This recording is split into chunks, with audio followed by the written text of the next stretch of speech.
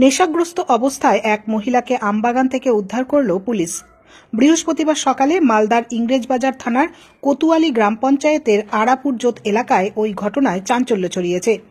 আনুমানিক ৩০ বছর বয়সী ওই মহিলার আপাতত পরিচয় পাওয়া যায়নি।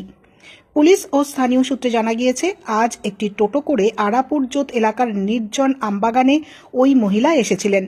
মহিলাটি নেশাগ্রস্ত অবস্থায় ছিলেন, শরীরের পোশাক ছিল এলোমেলো।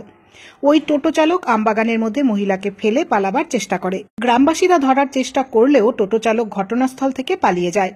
পরে পুলিশ এসে মহিলাকে উদ্ধার করে, তাকে মালদা মেডিকেল কলেজ হাসপাতালে চিকিৎসার জন্য ভর্তির ব্যবস্থা করা হয়। পুরো বিষয়টি নিয়ে তদন্ত শুরু করেছে ইংরেজবাজার থানার পুলিশ।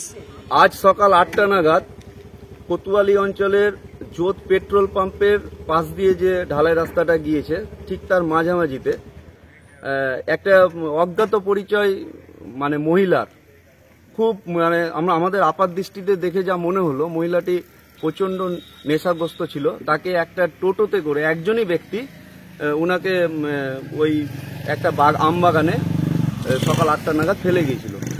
তো আমাদের এই এলাকার মানুষ সঙ্গে সঙ্গে দেখে টোটোর পিছনে ধাওয়া করেছিল। ধাওয়া করে টোটোটাকে আমরা ধরতে পারিনি, কিন্তু মহিলাটিকে আমরা তৎপরতার সঙ্গে আমরা বাঁচানোর চেষ্টা করেছিলাম এবং পুলিশ প্রশাসন এত তৎপরতার সঙ্গে কাজ করেছে এবং মহিলাটিকে আমরা জীবিত অবস্থায় উদ্ধার করি এই এলাকা থেকে।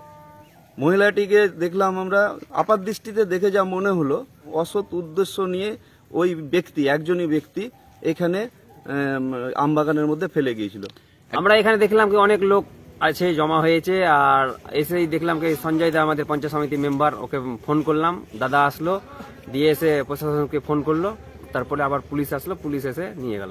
দেখে তো খারাপই মনে হলো কি জামা কাপড় কাপড় তো ছিল, আবার ঢেকে দেওয়া হলো, এগুলো দেখলাম। দিয়ে তো শরীর সবাই দেখাশোনা করতে করতে আমরা শুনলাম পুলিশ আসলো, পুলিশ আবার নিয়ে গেল।